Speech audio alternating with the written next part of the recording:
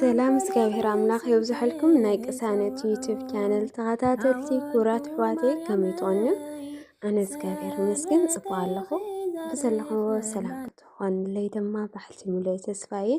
እምበር ሕዚ እውን ካብ ዘንበብክዋ ትዕግስቲ እንታይ እዩ ትብል ሒዘ ቀሪበ ኣለኹ እሞ ክሳብ መጨረሻ ሓቢርኩም ክጸንሑ ብትሕትና እናተላበብኩ ሓደሽቲ ንዝኾንኩም ድማ ቤተሰብ ኩኑ እናበልኩ ላይክ ሳብስክራይብ ብምግባር እሺ ናብኣ ኸብለኩም እየ። ትዕግስቲ እንታይ እዩ? ትዕግስቲ ንጸገም፣ ንምድንጓይ፣ ንስቓይ፣ ንስእነት ዝኣምሰሉ ከይተቖጣዕኻ፣ ከይተጨነቕካ፣ ተስፋ ከይቆረፅካ ናይ ምጽዋር ክእለት እዩ። ብፍላይ ነገራት ከምቲ ዝደለናዮ ኣብ ዘይኮነሉ እዋን ወይ ናይ ዝኾነ ነገር ውፅኢት ግዜ ኣብ ዝወስደሉ እዋን ንህድኣት፣ ንጽንዓት፣ ንርእሲ ምግታእ ዝወሃድ ዓሙቕ ሓይሊ እዩ። ባህሪ ናይ ትዕግስቲ ከመይ እዩ? ጽንዓት እዩ። እዚ ማለት ተስፋ ከይቆረፅካ ንፈተናን ንሽግርን ናይ ምጽዋር ዓቕሚ እዩ። ህድኣት እዩ። እዚ ማለት ንዘለኻዮ ኩነታት ብታሕዋኽ ብስምዒት ብብስጭት ዘይምግጣም እዩ። እምነት እዩ። እዚ ማለት ነገራት ኣብ ትክክለኛ ግዚኦም ከም ዝከሃዱ ምእማን እዩ። ትሕትና እዩ። እዚ ማለት ድርነትና ምቕባል ንኹሉ ክንቋፃፅሮ ከም ዘይንኽእል ምስትውዓል እዩ። ራህራሄ እዩ።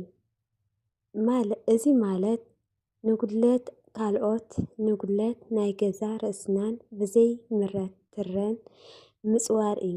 ንኣብነት ንጉድለት ካልኦት ኣታሕማቕ በትኪ ዓሻ ብምባል ዘይምግጣም።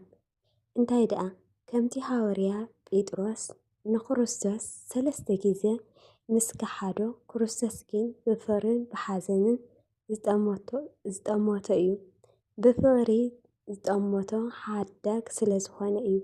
ብሓዘን ዝጠሞቶ ድማ እቲ ዝወደቆ ክሕደት ኣዝዩ ዘሕዝን ስለ ዝኾነ ከምኡ ድማ ድኻሙ ስለ ዝደንገጸሉ እዩ። ሰባት ዝወደቕዎ ጌጋ ኣዝዩ እንተደኣ ዝሕዝነና ኮይኑ ክንድንግጸሎም ኢና። ምስ ደንገጽናሎም ድማ ቁኑዕ ለባም ወረጃ ነብስኻ ምቁፅጻር ማዕረ ክንደይ ጸጋን ሓይልን ከም ዝሓትት ክንርድአሎም ኢና። ንጉድለትና ብዘይምረት ትረት ምቕዋም ድማ ምስ ንጋገ ኣሕ ኢልና ጣውላ ብምህራም ክዳንካ ብምቕዳድ ብምሕራቅ ዘይኮነ ብህድኣት ተቐቢልካ ምዕራይ እዩ። ኣብ መወዳእታ ተስፋ ምህላው እዩ። እዚ ማለት ዋላ እኳ ብቕልጡፍ ተዘይረኸብናዮ ዝሐሸ ነገራት ኣብ ቅድሜና ከም ዘሎ ምእማን እዩ። ብሓፈሻ ነዚ ሕጂ ዘሎ ተስፋ ኣንጺፈሉ እሞ መጻኢ ምቁር ክኾነልካ እዩ ንምባል እዩ። ከመይ ጌርና ንትዕግስቲ ንጠቀመሉ? ኣስተንፍስን ሰሓልን። እዚ ማለት ዓቕሊ ጽበት ምስ ስምዐካ ዝኾነ ነገር ምስ ዘበሳጭወካ ደው ኢልካ ዓሚቕካ ኣስተንፍስ። እዚ ምስትንፋስ ምስሓልን ነቲ ቅጽበታዊ ግብረ መልሲ ክትህቦ ዝሓሰብካ ናይ ሕርቃን ይኹን ንደት ዑደት ይሰብሮ እዩ። ኣረኣያኻ ቀይር። እዚ ማለት ኣብቲ ትዕግስትኻ ዝፈታትን ህሞት ቦታ ኩነታት ካብዚ እንታይ ክመሃር ይኽእል? ካብዚ ዝገጠመኒ እንታይ ክርዳእ ይኽእል? እዚ ምድንጓይ እዚ በረከት ክኸውን ይኽእል በል። በዚ ምኽንያት ኣረኣያኻ ኣብቲ ኩነታት ቦታ ህመት ይቕየር እሞ ንመኽሰብካ ይኸውን። ምጽባይ ተለማመድ። እዚ ማለት ብዕላማ መንፈስካ ንምስላጥ ኢልካ ኣብ ኣናእሽተ ነገራት ከም ኣብ ትራፊክ ስራሕ ምስራዕ ሰብ ምጽባይ ዝኣምሰሉ ቦታታት ወይ እዋናት ብዘይ ይቅርታ ክትጽበ ተለማመድ። ጸልይ ወይ ኣስተንትን። እዚ ማለት ትዕግስቲ ካብ ውሽጣዊ ሰላም ከም ዝፍልፍል ተረዳእ። እዚ ምኽንያት ድማ ምስ ኣምላኽ ተዘራረብ። መዝሙር ዳዊት ኣንብብ። ልዕሊ ኩሉ ግን ብዛዕባ ናይ ክርስቶስ ምእንቲ ፍቕሪ ዝረኣዩ ነዊሕ ስቃያት ኣስተንትን።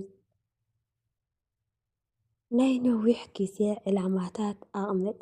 እዚ ማለት ንስኻ ይኹን ካልኦት ክልወጡ ክሓውዩ ክምዕብሉ ግዜ ከም ዝወስዱ ኣይትረስዕ። ስለዚ ምስ ነፍስኻ ምስ ካልኦት ቀሪብና ኢና ኢሉ ዘተባብዕ ከምኡ ድማ ዝፅመም ኩን። ከምቲ ቃል ኣምላኽ እቲ ክሳብ መጨረሻ ዝዕገስ እዩ ዝድሕን።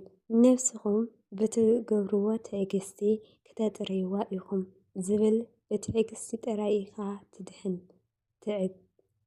ትዓብን።